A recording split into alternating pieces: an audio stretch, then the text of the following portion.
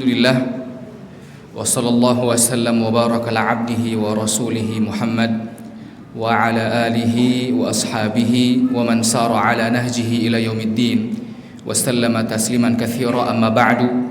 Allahumma 'allimna ma yanfa'una wanfa'na bima 'allamtana wa zidna ilman ya rabbal alamin. Alhamdulillah jamaah yang semoga dirahmati oleh Allah Subhanahu wa taala. Hampir semuanya puasa ya, insyaallah ya. Baik. Kalau seandainya antum puasa dan antum sadar antum ini hari ini dikasih rizik puasa sama Allah, apa kata pertama yang harus antum ucapkan?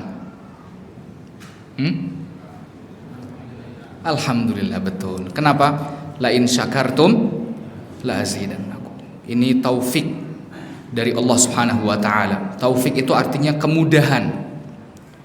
Ya, kalau hidayah artinya petunjuk. Ada orang yang dapat petunjuk, tahu hukumnya sunnah, tapi tidak dapat kemudahan dari Allah, tidak dapat taufik.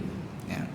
Makanya kita ucapkan alhamdulillah, Allah telah memudahkan kita, memberi taufik kepada kita beramal saleh di hari yang sangat mulia ini. Dan kalaupun kita dapati ada saudara kita yang tidak berpuasa, qadarullah, ya kita tidak perlu terlalu berlebihan sikapnya. Ya, terkadang antum tidak puasa, antum bukan pengikut Rasul sallallahu alaihi wasallam. Ya, antum puasa berarti antum lebih mengikuti hawa nafsu antum. Enggak seperti itu. Ya, karena hukum puasa Arafah itu apa? Sunnah muakkadah. Walaupun rugi yang tidak berpuasa, tapi kalaupun ada yang tidak berpuasa, tidak sepatutnya kita keras, bahkan sampai membuat orang itu membenci sunnah. Ini berbahaya. Ya. Taib jamaah yang semoga dirahmati oleh Allah Subhanahu wa taala. Pada kesempatan kali ini sambil menunggu berbuka puasa, insyaallah waktu maghrib itu jam 5:36, betul ya? Betul? Iya, nanti insyaallah ada waktu mungkin 10 menit untuk berdoa insyaallah ya. Tapi pembahasan kita kali ini adalah tentang seorang hamba yang kembali kepada Allah Subhanahu wa taala. Pernah muncul pertanyaan di benak ana, mengapa Allah Subhanahu wa taala mengadakan yang namanya taubat? Karena kalau ada taubat berarti pasti ada apa? Dosa. Kalau tidak ada dosa, ya tidak ada taubat. Tapi ternyata perintah untuk taubat itu sangat banyak dalam hadis, dalam Al-Quran banyak sekali. Berarti yang jadi masalah di sini adalah bukan ketika kita jatuh kepada dosa. Memang dosa betul dilarang, diharamkan, menyebabkan azab di neraka, menyebabkan azab di kubur, menyebabkan hidup kita banyak musibah, bala-bala, ya, betul. Tapi yang jadi masalah itu bukan terjatuh pada dosanya. Karena setiap manusia pasti berdosa. Tidak ada manusia yang tidak berdosa, tidak ada. Siapapun itu. Antum lihat manusia pasti dia berdosa. Tapi ternyata tujuan Allah Subhanahu wa taala menciptakan manusia tidak luput dari dosa adalah untuk kembali kepada Allah dengan cara bertaubat. Berarti hukumnya taubat itu apa jamaah? Wajib. Banyak yang berpikir oh ya wis taubatnya nantilah kalau sudah. Nah, bukan seperti itu. Taubat itu ketika berbuat dosa. Kapan kita berbuat dosa? Setiap hari. Bahkan ada yang sehari diulang-ulang. Berarti kalau berbuat dosa setiap hari atau bahkan diulang-ulang, setiap dosa dia wajib untuk bertaubat. Nah, sekarang caranya bagaimana taubat itu? Itu yang perlu kita bahas. Tapi sebelum itu, kalau ada di antara kita yang saat ini membuat keputusan saya akan bertaubat, maka ada 3 kabar gembira buat si fulan ini. Ada 3 kabar gembira untuk orang yang memutuskan untuk bertaubat kembali kepada Allah. Yang pertama, Allah Subhanahu wa ta'ala memberikan taufik, dia bertaubat sebelum ia wafat. Itu nikmat sekali, luar biasa jemaah. Kalau ada seseorang yang kembali kepada Allah, berusaha meninggalkan dosanya, berada di jalan Allah lagi sebelum diwafatkan, maka itu rizki dari Allah yang perlu disyukuri. Ia perlu bersyukur, alhamdulillah. Subhanallah, banyak sekali dari saudara-saudara kita yang dulunya dia berada di jalan yang salah, dan ketika dia mengenal jalan Allah Subhanahu wa ta'ala, barulah dia merasa betapa berharganya taufik ini, betapa berharganya hidayah ini. Dulu saya begitu jauh dari Allah, ketika kenal sama Allah, subhanallah, bersyukur. Pertama kali ucapkan alhamdulillah juga. Alhamdulillah, Allah masih memberikan saya rizki bisa bertaubat, mau bertaubat. Siapa di dunia ini seorang pemaksiat yang tidak tahu kalau seandainya berdosa itu harus taubat? Siapa yang tidak tahu? Semuanya tahu. Artinya hidayahnya ada. Dan Allah Subhanahu wa ta'ala memberikan hidayah itu ke setiap jiwa. Kata Allah Subhanahu wa ta'ala, fa'alhamaha fujuraha wa taqwaha. Allah kasih ilham di setiap jiwa, tahu mana yang fujur, mana dosa, mana yang takwa, tahu dia. Siapapun itu tahu. Berarti dia tahu seharusnya kalau dosa itu bertaubat, tapi taufiknya. Kalau antum bersyukur dalam ibadah antum jamaah, Allah akan tambah mudahkan antum dengan ibadah-ibadah yang lain. Sebaliknya, kalau ada orang yang melakukan ibadah kemudian ada pencapaian dalam ibadahnya, dia merasa, oh saya memang orangnya soleh, ya saya bisa puasa Arafah, yo beda sama si fulan yang antum lihat misalnya ada siapa di luar, dia ndak puasa, yo jelas wong saya lebih dulu belajar agama, saya lebih ngerti hadis, bahasa Arab ya jago, baca Qurannya pinter. Kalau ada perasaan itu namanya apa itu? Ujub. Dicabut nanti hidayahnya sama Allah Subhanahu wa ta'ala. Wal'iyadzu billah. Jadi yang pertama, kabar gembiranya harus bersyukur dulu. Lalu kabar gembira yang kedua, ketika seorang bertaubat jamaah, maka semua dosa-dosa yang pernah ia lakukan, semuanya akan diganti menjadi pahala. Paham ya? Dia punya 1000 dosa, kemudian dia bertobat kepada Allah, 1000 dosa ini menjadi 1000 apa? Pahala. Bukan aneh yang ucapkan, Allah Subhanahu wa ta'ala dalam surat Al-Furqan ayat ke-70, kata Allah Subhanahu wa ta'ala, illa man taba wa amana wa amila amalan salihah faulaika yubaddilullahu sayyiatihim hasanat. Kecuali orang-orang yang bertaubat, beriman, beramal saleh, maka sayyiatihim, dosa-dosa mereka diganti menjadi hasanat, pahala. Subhanallah, luar biasanya Allah jamaah. Tinggal antum mau taubat atau enggak ini. Ya. Dalam suatu hadis yang sahih, ada seseorang datang ke Rasulullah SAW. Ya Rasulullah, ara'aita man amila dzunuba kullaha. Bagaimana pendapatmu tentang seseorang yang melakukan semua dosa? Kata orang ini dilanjutkan, wala yatruku hajatan wala dajatan illa ataha. Tidak ada satupun hasrat untuk berbuat dosa kecuali dia lakukan. Jadi sebetik dosa langsung detik itu juga dia lakukan. Terbetik ingin ini dosa langsung dia lakukan. Setiap terbetik dia lakukan dosa itu. Bagaimana pendapatmu wahai Rasulullah? Apakah orang itu masih bisa taubat? Lalu kata Rasulullah SAW, aslamta, apakah engkau sudah masuk Islam? Ini syaratnya ini, Islam. Aslamta, sudah masuk Islam? Kata orang ini, amma ana fa asyhadu an la ilaha illallah wa anna muhammadar rasulullah. Aku bersaksi la ilaha illallah Muhammadur Rasulullah. Kata Rasulullah SAW, tatrukus sayyiat wa ta'malul hasanat fayaj'aluhunnallah hasanatin kullahun. Engkau lakukan amal soleh, tinggalkan dosa-dosa, maka semua dosa itu akan dijadikan hasanatin kullahun, jadi pahala semuanya. Kaget orang ini, loh begitu banyak dosa, semua dosa sudah saya lakukan, berarti kalau saya tobat semua dosa itu jadi pahala. Orang ini berkata, wa ghadarati wa fajarati, semua dosa saya ya Rasulullah, kelalaian saya ya Rasulullah. Kata Rasulullah, na'am, iya.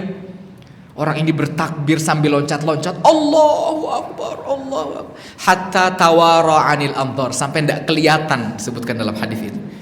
Loncat-loncat, saking senangnya, luar biasa. Itu kabar gembira yang kedua, jamaah. Ya, ada hadis lagi yang luar biasa, kata Rasulullah SAW, at-taibu minadz-dzambi kaman la dzanba lahu. Orang yang bertaubat dari dosa seperti tidak ada dosa, kata Rasulullah SAW. Luar biasa. Kemudian kabar gembira yang ketiga, ketika seorang hamba bertaubat kembali kepada Allah Subhanahu wa taala, maka Allah Subhanahu wa taala itu akan gembira, akan bahagia terhadap hamba ini. Ini subhanallah ya. Kita ini kan nikmat yang ada di diri kita ini dipinjamkan. Bukan dikasih, dipinjamkan sama Allah. Dan Allah bisa kapan saja mencabut nikmat itu. Tapi nikmat itu kita gunakan sebagai fasilitas untuk mendurhakai Allah. Ini nikmat dikasih sama Allah, dipinjamkan tapi digunakan untuk mendurhakai Allah. Luar biasanya lagi, ketika kita berbuat dosa, Allah itu tidak langsung mengadab kita. Allah Subhanahu wa taala, di antara nama beliau adalah As-Sabur, yang maha penyabar. Kita kalau buat dosa jemaah, tidak ada yang dosa langsung kena azab, tidak ada. Biasanya dia berbuat dosa banyak dulu, lama dulu, dibiarkan dulu sama Allah. Dibiarkan sama Allah ini berarti maknanya ada dua. Bisa jadi dibiarkan biar tambah banyak dosanya, atau dibiarkan siapa tahu ini hamba mau kembali kepada Allah. Karena kalau Allah murka sama seorang hamba, Allah tidak langsung mengazab, dikasih kesempatan dulu. Ini hati-hati nih, bisa jadi ada di antara kita, wal'iyadzu billah, yang selama ini dia sedang senang-senang berjalan, happy-happy di atas muka bumi, tapi Allah sedang murka sama hamba ini. Loh kok saya senang-senang aja Ustaz, berbuat dosa happy kok, rezeki lancar, itu namanya apa? Istidraj. Dibuka pintu dosa biar nanti akan diazab dengan yang sangat pedih azabnya sama Allah. Wal'iyadzubillah. Nah, ketika Allah ngasih penundaan, dosa kita, aib kita ditutup sama Allah. Coba kalau setiap dosa berbentuk koreng, berbentuk bisul, nah kayak gini ya, biar tidak remang-remang ya. Coba bayangkan, antum berbuat dosa bisulan, tidak ada yang mau datang ke masjid duduk, tidak ada, ditutupi sama Allah subhanallah. Udah itu, kita datang sama Allah membawa taubat yang usang, yang penuh kekurangan. Kita taubat kembali, datang kepada Allah, kekurangannya banyak, tapi Allah tetap menerima. Allah menerima setitik keikhlasan di tengah-tengah lautan maksiat. Banyak maksiat kita, setitik keikhlasan Allah terima. Allah tidak tolak kita. Yang luar biasanya lagi, Allah bahagia loh. Kita ini siapa sampai Allah senang sama kita? Ini siapa kita? Dalam hadis yang sahih, Rasulullah SAW bersabda, "Lallahu afrah bitaubati abdin." Allah lebih bahagia. Ingat garis bawahnya, lebih bahagia dengan taubat seorang hamba daripada bahagianya seseorang yang pergi ke padang pasir, membawa bekal hidupnya, Kemudian di tengah perjalanannya, untanya yang membawa bekal hidupnya ini pergi hilang. Kemudian orang ini bersandar di pohon, pasrah tunggu kematiannya. Di puncak-puncak pasrahnya, untanya muncul di hadapannya.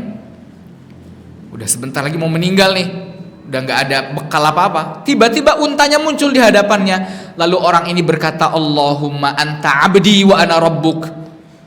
Ya Allah, engkau adalah hambaku dan aku adalah Tuhanmu. Akhta'a min syiddatil farah, kata Rasulullah SAW. Dia salah ucap karena saking senangnya. Allah lebih senang dari orang ini. Luar biasa. Kita ini siapa jemaah? Tunggu apa lagi nih? Tinggal kita kembali sama Allah, tinggal kita taubat kepada Allah Subhanahu wa ta'ala. Kenapa kok Allah senang kita kembali sama Allah? Karena hukum asalnya Allah itu tidak mau mengazab kita. Wallahu yuridu an yatuba alaikum, kata Allah. Allah tuh pengen menerima taubat kalian. Tidak ada Allah yang karim, maha dermawan, mau mengazab hambanya, tidak. Hukum asalnya Allah, kita pengen semua dari kita ini masuk surga, dapat rahmatnya Allah. Hukum asalnya seperti itu. Maha dermawan Allah, maha pemurah Allah. Coba kalau misalnya ada seorang yang dermawan, manusia lah ya, ada tamu datang ke rumahnya, ditawari makanan enak, misal kenapa makanan enaknya? Gerombyang misalnya. Oh, seneng tamunya, enak ini gerombangnya. Dibawakan lagi piring kedua, enak. Dibawakan lagi piring ketiga. Dia senang memberi karena dia dermawan. Walillahil mathalul a'la. Permisalan Allah lebih tinggi dari semua permisalan manusia, lebih tinggi dari semua permisalan makhluk. Sehingga dermawannya Allah, pengasihnya Allah tidak bisa dibayangkan oleh akal kita jamaah. Kemudian jamaah yang semoga dirahmati oleh Allah Subhanahu wa ta'ala, kita masuk kepada pertanyaan berikutnya. Bagaimana caranya kita bertaubat? Apakah ada ritual tertentu ataukah ada cara-cara tertentu ya? Yang pertama, taubat itu punya 3 syarat sah. Ya. Kalau 3 syarat sah ini tidak terpenuhi, ya berarti taubatnya ada yang kurang. Yang pertama, an-nadam, menyesal. Ya, syarat pertama menyesal. Berarti menyesal ini tidak boleh ada pembenaran sedikit pun. Antum yakini ketika taubat, memang saya ini penuh dosa, saya ini bebal, saya ini hina, saya ini bodoh ya Allah, sudah tahu ini haram tapi masih dilakukan. Itu menyesal. Bukan cari pembenaran, ini beda. Ya Allah, saya taubat, tapi kok enak ya dosanya. Nah ini gak boleh, gak diterima taubatnya. Ya Allah, saya mau taubat, ya tapi salah sendiri kok, saya tinggal ditakdirkan tinggal di daerah orang-orang yang bandel ya Allah. Itu bukan taubat namanya, pembenaran. Pertama harus nyesel dulu. Kemudian yang kedua, al-iqla', berlepas diri, berusaha untuk lepas dari dosa. Jangan ketika antum berbuat dosa, di tengah-tengah dosa itu antum bilang, ya Allah saya bertobat dari dosa ini, tapi masih dilakukan dosanya. Tidak bisa, harus berlepas, al-iqla', berlepas diri dari dosa itu. Kemudian yang ketiga, al-azm, berkeinginan kuat untuk tidak mengulangi dosa itu. Jadi tidak boleh berencana. Ya, kalau ada perencanaan bahaya ini. Ya, ketika misalnya, oh ya saya sudah punya jadwal tahun depan haji, misal, atau enggak misalnya seminggu lagi saya mau umroh, berarti 3 hari setelah ini saya berbuat maksiat dululah yang banyak, nanti umroh dosa saya diampuni, selesai masuk surga. Diterima nggak tobat seperti ini? Ya enggak. Antum jawab, loh, emang antum yakin tobat antum diterima sama Allah? Masa Allah mau menerima tobat orang yang menipu Allah? Dia berencana menipu Allah, tidak diterima. Sehingga tidak boleh ada perencanaan untuk berbuat dosa kembali, tidak boleh. Ya, insya Allah nanti saya berbuat dosa, nggak boleh kalau kayak gitu. Udah insya Allah lagi berbuat dosa, tidak bisa. Ya. Jadi itu 3 syaratnya. Ya. Kemudian ada pelengkapnya. Pelengkapnya berarti menutup dosanya. Bagaimana cara menutup dosanya? Dengan melakukan amal soleh. Ada orang-orang cerdas, kalau dosanya terang-terangan, berarti amal solehnya terang-terangan.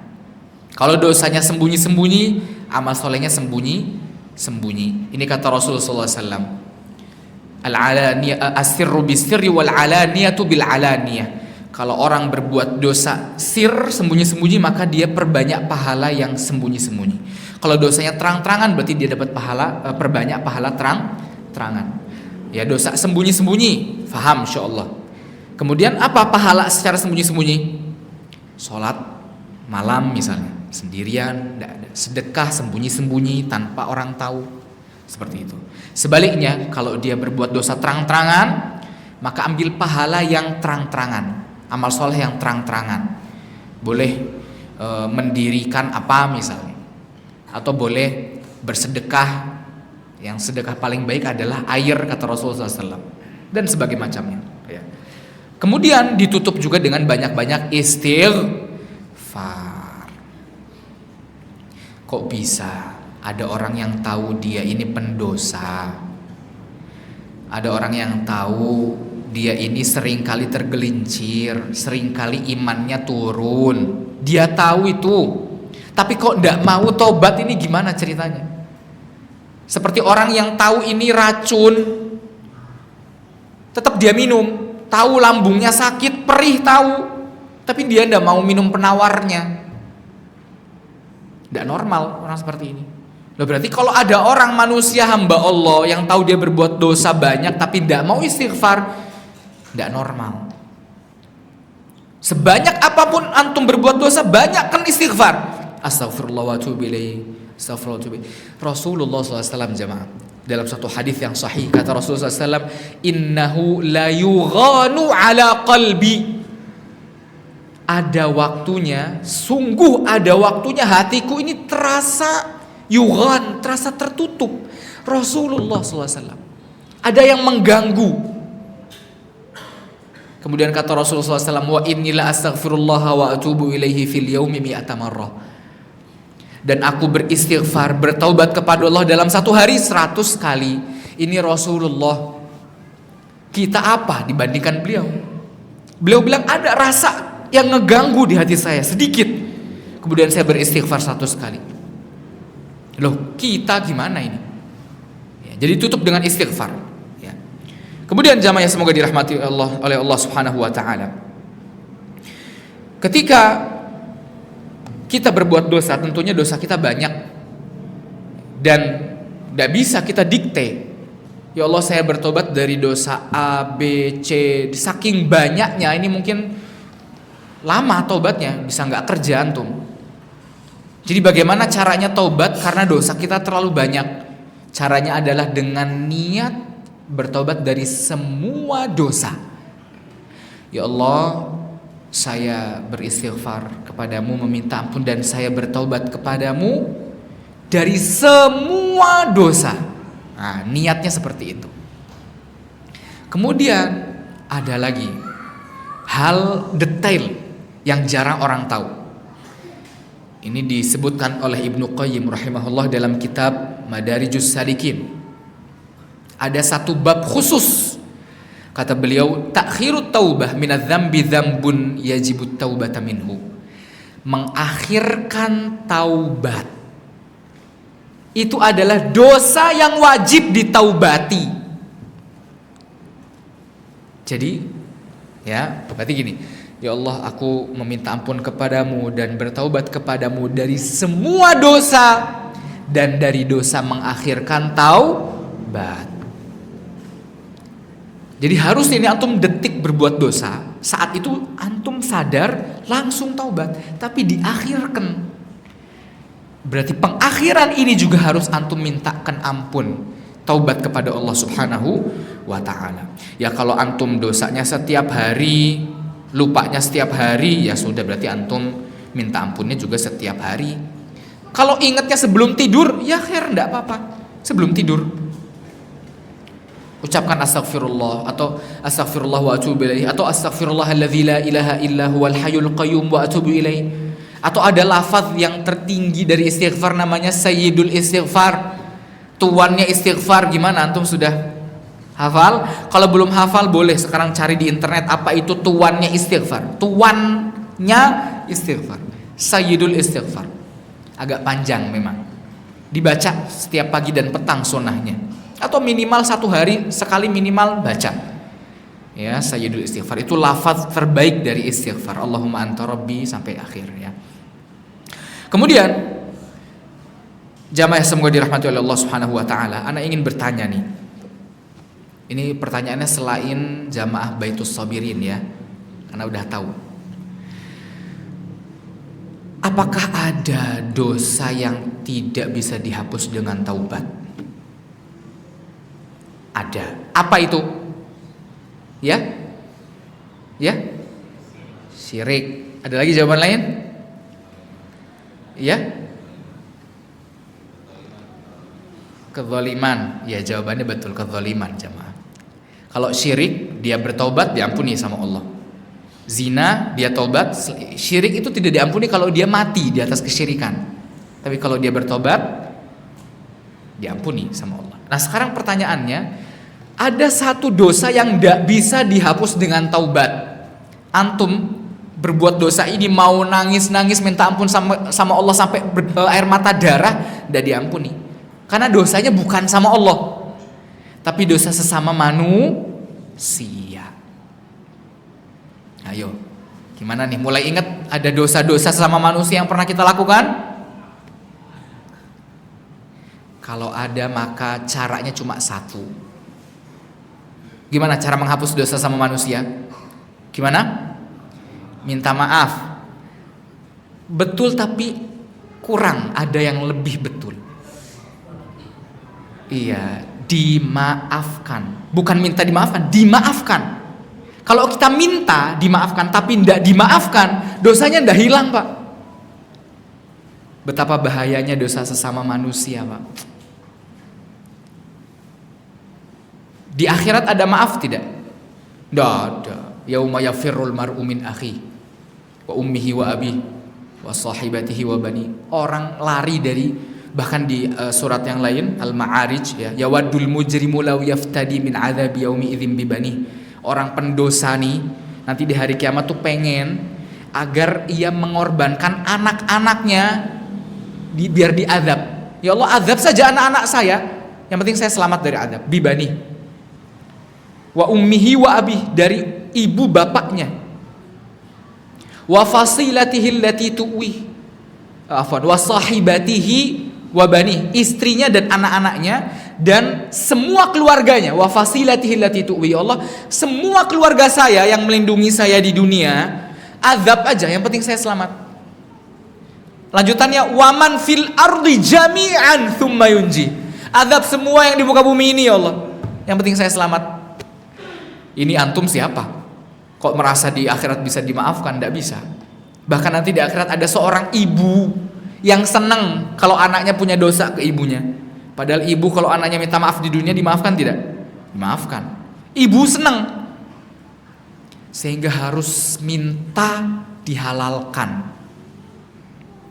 Harus dimaafkan. Kalau antum minta maaf nggak dimaafkan, apa yang terjadi? Masuk ke akhirat nanti urusannya. Ke mahkamah akhirat nanti urusannya. Mahkamah akhirat yang jadi hakim siapa? Allah Subhanahu wa taala. Yang jadi saksi siapa? Anggota badan. Kulit kita berbicara, mata kita berbicara, tangan kita berbicara, kuping semua berbicara. Tidak ada pengacara nanti, tidak ada. Kalau tidak selesai di dunia, mahkamahnya ganti ke akhirat. Jadi hadis muflis, kata Rasulullah SAW, ada disebut hadithul muflis, hadis orang yang bangkrut. Siapa dia? Yu'ta birajulin yaumal qiyamah, nanti di hari kiamat didatangkan seseorang dengan pahala sholat, pahala zakat, pahala haji, pahala puasa, rukun Islamnya lengkap pahalanya. Ada orang pahala rukun Islamnya lengkap masuk surga nggak, Pak? Masuk surga. Otomatis masuk surga harus. Tapi hadisnya belum berhenti sampai situ. Ada lanjutannya. wa ya'ti wa qad syatama hadza, kata Rasulullah SAW. Dia datang tapi dulu dia pernah menghina si ini dengan lisannya. Wa daraba hadza, memukul si ini. Wa akhadha mala hadza, mengambil harta si ini. Wa safaka dama hadza, pernah melukai, mengalirkan darah si ini. Apa yang terjadi? Semua pahala tadi yang sempurna rukun Islam, sempurna rukun Islam. Ini kita sholat, tidak ada yang sempurna kita. Sholat kita usang. Kadang sholat mikiri masakan, mikiri burung di rumah, mikiri ya kerjaan. Ini sempurna rukun Islamnya, tapi dia pernah zalim sama ini. Apa kata Rasulullah SAW? Ini pahalanya diberikan kepada mereka. Pahalanya diberikan kepada mereka, habis pahalanya, tapi masih ada orang-orang yang pernah dia zalimi masih ngantri, belum habis. Apa yang terjadi? Dosa mereka diberikan kepada orang tersebut. Akhirnya orang ini masuk ke dalam neraka. Makanya Rasulullah SAW bersabda, man kanat indahu mazlamatun li akhihi falyatahallalhu minhul yaum.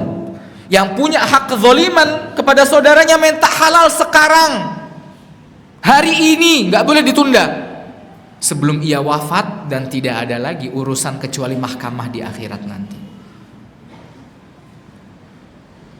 Kalau misalnya antum pernah mengambil hak orang lain, kemudian antum ingin mengembalikan hak itu, ternyata orang itu sudah tidak ada, imma dia pergi atau dia susah dihubungi misalkan.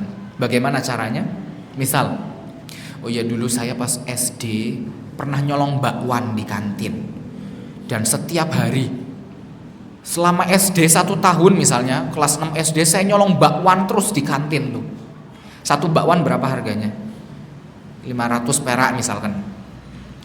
Kemudian lah saya ini pengen bayar, mau nggak ada urusan, nggak bisa tobat kecuali kembalikan itu haknya. Berarti 500 itu dikira-kira dalam 1 tahun itu 500 rupiah dikalikan 1 tahun berapa? Harus dikembalikan ke tukang gorengan. Qadarullah tukang gorengannya pindah kota misalkan. Udah dicari, udah berusaha. Jadi tugas pertamanya itu usaha dulu, dapati itu tukang. Kalau qadarullah udah berusaha ndak bisa, ndak dapat misalkan, maka bagaimana caranya? Antum bersedekah agar niat pahala sedekah ini untuk si tukang gorengan. Dosa antum hilang nggak? Nyolong gorengan dulu, hilang nggak dosanya? Nggak hilang pak.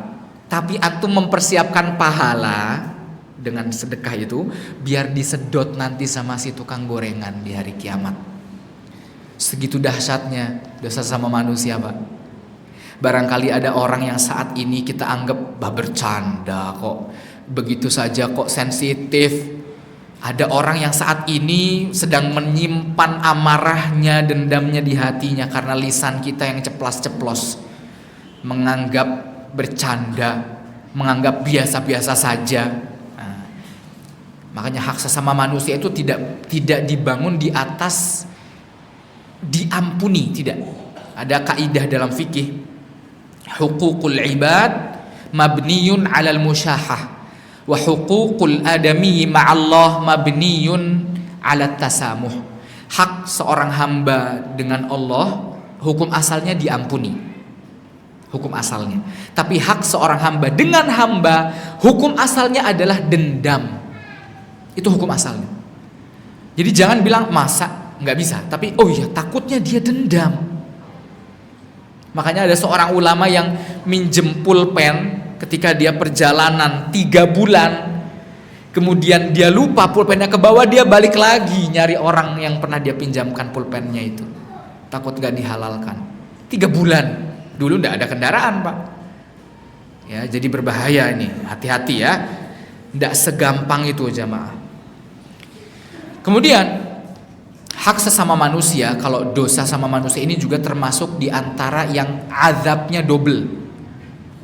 Ya, antum tahu agama apa yang paling menghormati hak sesama manusia? Harusnya Islam. Tapi kalau prakteknya itu ada agama yang punya keyakinan namanya karma. Antum tahu? Karma tahu? Harusnya Islam yang ya cuman beda karma sama pemahaman Islam beda. Kalau karma itu antum nyolong 50.000 misalkan, nanti ada balasan lagi diambil 50.000 lagi. Jadi balasannya sesuai, setimpal, plak gitu ya. Tapi kalau dalam Islam tidak. Antum berbuat dosa, balasannya sesuai kehendak siapa? Allah. Paham ya perbedaannya ya? Nah, jadi dalam suatu hadis disebutkan kata Rasulullah SAW, semua dosa itu azabnya bisa jadi di akhirat diakhirkan, kecuali ada dosa yang pengecualian diantaranya adalah orang yang memutus silaturahmi, kemudian orang yang durhaka sama orang tua, dan dosa sesama manusia. Jadi dosa sama manusia ini balasan azabnya double, dunia dan akhirat. Jadi kalau antum wal'iyadzubillah pernah ada hak sama manusia, nanti akan datang suatu musibah, akan datang suatu bencana di hidup antum, belum dari balasan di akhirat. Jadi harus hati-hati dengan dosa sama manusia. Sudah tidak ada pilihan lain, sudah hati-hati sama manusia ya. Baik. Kemudian jamaah semoga dirahmati oleh Allah Subhanahu wa taala. Ya. Ada dosa ghibah. Dosa ghibah ini sama manusia tidak? Iya enggak? Ya kan? Gosipi orang lain. Si ini, si itu. Kata Rasulullah SAW, ghibah itu adalah ketika antum menyebut nama saudara antum, orang itu tidak suka. Antum sebut, orang itu enggak senang. Itu ghibah. Ini dosa sama manusia. Kemudian bagaimana cara taubatnya jamaah? Apakah antum minta maaf datang ke orangnya? Misal antum menggibahi, oh ini orang bakhil, ini orang dia bakhil, terus ya dia itu suka ngomong kotor, apalah dari tampilannya juga jelek, antum gibahi seperti itu, contoh. Kemudian antum minta maaf sama orang itu, akhi, ana minta maaf ya, kemarin ana gibahi kalau antum tuh bakhil, antum tuh jelek, antum itu pemaksiat. Dia mau maafin enggak? Enggak. Kalau antum minta maafnya gini, akhi, pokoknya anak pernah berbuat dosa, maafin aja. Itu nggak bisa, karena dia harus tahu apa dosanya, biar dia memaafkan dengan ikhlas. Maafkan tuh harus sempurna. Ya kecuali kalau misalnya dari hukum asalnya ini orang sudah ya khair, semua dosa apapun antum lakukan terhadap anak maafkan. Nah kalau kayak gitu baru. Tapi kalau antum bilang yang penting maafin ya, nggak bisa kayak gitu. Orang itu harus tahu dulu dosanya. Nah ketika antum ngomong antum pernah gibahi A, B, C, D, itu justru malah menambah permusuhan. Orang itu yang ngamuk, kurang ajar ente udah gibahi anak, berani-berani minta maaf. Berarti gimana cara menghilangkan dosa ghibah jemaah? Padahal tadi sesama manusia harus dengan dimaafkan. Maka caranya kata para ulama, yang pertama ya tadi sama, antum siapkan siapkan pahala untuk biar diambil sama orang tersebut. Pahalanya di sini adalah pahala doa. Antum doa sama Allah, doa kebaikan untuk orang yang antum ghibahi, sekadar ghibahnya antum. Berarti kalau misalnya anak ghibahi jelek-jelekkan si fulan ini sejam ada, isinya full menjelek-jelekkan si fulan sejam. Berarti antum doa minta ampun kepada Allah buat si fulan, ya doa baik buat si fulan sejam. Jangan main-main nih dosa ghibah ini. Saat anak terlalu banyak ghibahi orang, sampai anak bingung kok bisa ya ada orang duduk tapi tanpa menggibahi orang nih gimana? Nggak masuk akal. Loh, sampai segitunya. Berarti ya gimana? Berarti doa, ya Allah ampuni semua dosa orang-orang yang telah saya ghibahi ya Allah. Rizkinya dilancarkan, bikin mereka menjadi ahli surga ya Allah. Doa yang banyak. Nah itu pahala dari doa itu akan disedot sama mereka nanti di hari kiamat. Udah selesai? Belum. Ada hak di dunia. Kalau antum gibahi seseorang di kumpulan A, circle A misalkan, antum harus memperbaiki nama orang itu. Misalkan antum punya bestie, punya sohib 7 orang, antum gibahi si A dari 7 orang ini, berarti antum kalau mau tobat juga dari dosa ghibah itu perbaiki nama baik si A ini. Antum bilang di majelis antum itu, oh ya ternyata ndak, si A itu ana salah paham, salah sangka, si A itu orangnya baik kok, ana salah omong kemarin, ya ana salah, ya itu perbaiki nama baiknya, ya jadi seperti itu jamaah. Kemudian jamaah semoga dirahmati oleh Allah Subhanahu Wa Taala, ada beberapa syubhat yang dibisikkan oleh syaitan di tengah-tengah orang-orang yang ingin bertaubat ya. Ada yang bilang seperti ini, Ustaz saya ini kalau bertobat berulang kali. Berulang kali. Udah itu kalau berulang kali dosanya sama, dosa besar. Kayaknya saya enggak usah tobat deh Ustaz. Soalnya terus-terusan sih. Kasihan nanti Allahnya ngelihat. Nah, enggak kayak gitu. Kalau mikir tentang Allah itu tidak dengan pemikiran manusia, enggak seperti itu. Allah Subhanahu wa taala pernah dijanjikan sama iblis. Iblis berjanji kepada Allah. Kata iblis, wa izzatika wa jalalik, demi kemuliaanmu, demi keagunganmu ya Allah, la abrahu ughwi ibadaka ma damat arwahuhum fi ajsadihim. Aku akan terus menyesatkan hambamu, menggoda hambamu selama ruh mereka ada di jasad mereka.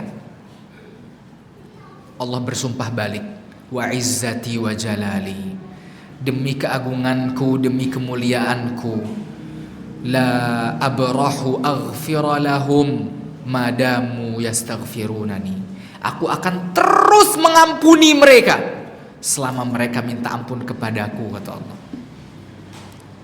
Terus, bahkan kata Rasulullah SAW, fala tamallu fa innallaha lan yamal hatta tamallu. Jangan kalian bosan, karena Allah tidak akan bosan sampai kalian yang bosan. Kalau kita bosan, Allah merasa. Kalau kita tidak, Allah tidak akan bosan. Jadi jangan pernah berbuat dosa kemudian tidak bertaubat atau mengatakan karena saya sering. Tidak bisa. Semakin sering dosa ya semakin sering taubat harusnya, Pak. Ya. Ada suatu hadis luar biasa. Seorang berbuat maksiat, kemudian dia bertaubat. Dalam hadis tersebut disebutkan hamba ini berkata, ya Rabbi aznabtu dzamban faghfirli, ya Allah aku berbuat dosa, ampuni aku. Kemudian Allah Subhanahu wa taala berfirman, alima abdi anna lahu rabban yaghfiru dzamba wa ya'khudhu bih. Hambaku ini tahu dia memiliki Rabb yang mengampuni dosa dan bisa saja mengadab atas dosa tersebut. Faghfara lahu, diampuni. Kemudian dilanjutkan lagi hadisnya. Kemudian selang beberapa saat ia ulangi lagi dosanya. Ia berkata lagi, ya Allah aku berbuat dosa, ampuni aku ya Allah. Allah berfirman lagi, hambaku tahu kalau hambaku ini memiliki Rabb yang mengampuni dosa dan bisa jadi mengadab dengan dosa tersebut, diampuni lagi. Ini hadisnya itu satu kejadian diulang-ulang. Kemudian hamba ini mengulangi lagi, doa lagi, diampuni lagi. Sampai ketiga kalinya dalam hadis tersebut disebutkan Allah mengampuni dosanya. Kemudian Allah berfirman, "Falyamal ma syaa." Terserah ia lakukan apapun yang ia inginkan. Maksud dari firman Allah, terserah ia lakukan apa yang ia inginkan, bukan berarti menghalalkan dosa, tidak. Tapi maksudnya adalah terserah, kalaupun ia berbuat dosa, ia bertobat, aku ampuni. Gitu maksudnya, Pak. Paham ya?